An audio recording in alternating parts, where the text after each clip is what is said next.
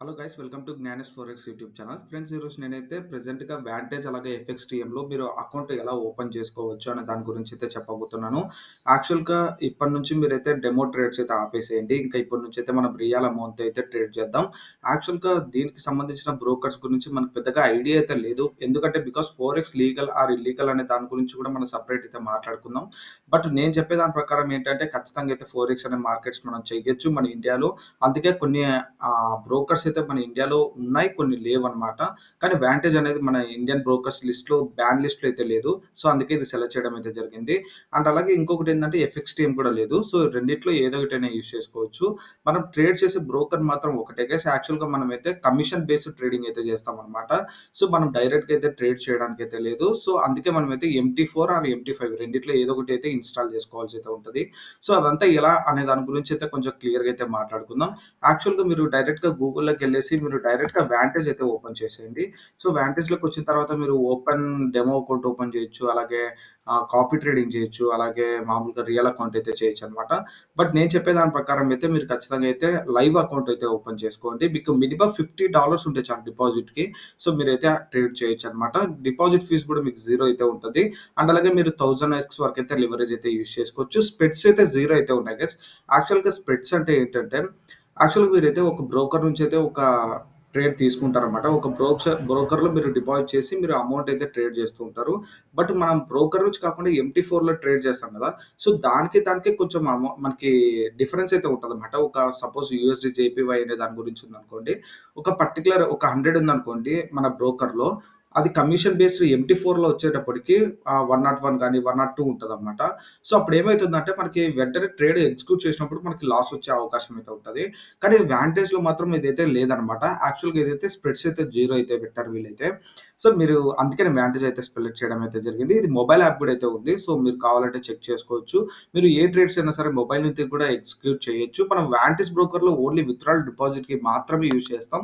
మన account details check చేసుకోవాలన్నా, లేకుంటే ఇంకా ఏమైనా సరే సెపరేట్‌గా ఏమైనా చెక్ చేసుకోవాలనుకున్నా సరే వాంటేజ్ అయితే ఉపయోగిస్తామనమాట. మనం ట్రేడ్ చేయాలంటే మటుకు ఓన్లీ MT4 ఆర్ MT5 రెండిట్లో ఏదో ఒకటి యూజ్ చేస్తాం. But most of the time అయితే మనం MT4 అయితే యూజ్ చేస్తామనమాట.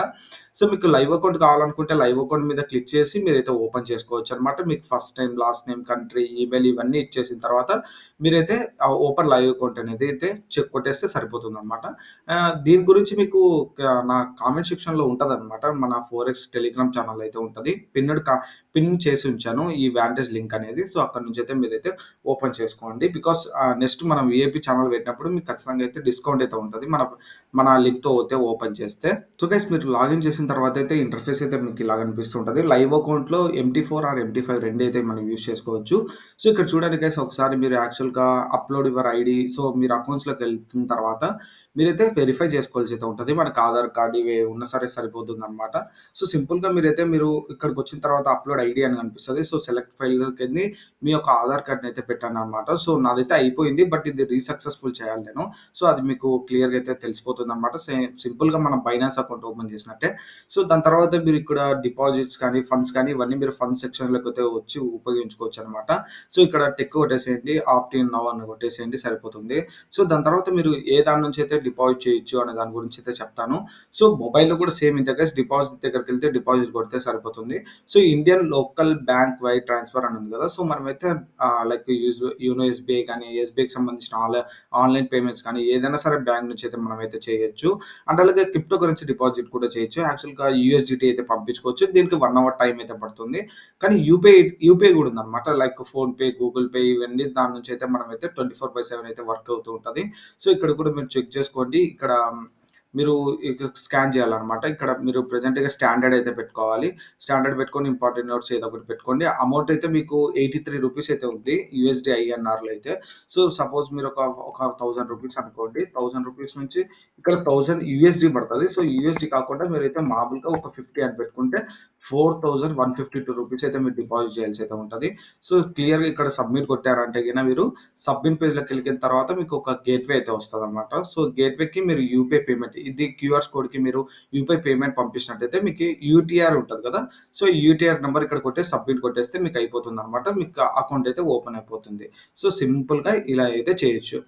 అండ్ అలాగే మీరు MT5, MT4 ఎలా చేయాలన్నా అంటే యాక్చువల్‌గా మీరు అకౌంట్స్‌లోకొస్తారు కదా! సో, అకౌంట్స్‌లోకొచ్చిన తర్వాత మీకు ఎంటీ4 అకౌంట్ అనేది డెమో కింద ఇస్తాడు. లైవ్ అకౌంట్ కింద ఇస్తాడనమాట. సో, ఎంటీ4 డీటెయిల్స్ అనేది మీకైతే మెయిల్ అయితే వస్తాయన్నమాట. మీరు అకౌంట్ ఓపెన్ చేసిన తర్వాత మీకు స్టాండర్డ్ అకౌంట్స్‌లోకెళ్ళిన తర్వాత మీకు స్టాండర్డ్ పెట్టుకోండి. స్టాండర్డ్ పెట్టుకున్న తర్వాత ఎంటీ4 ఉంటది. ఎంటీ4 పెట్టుకోండి.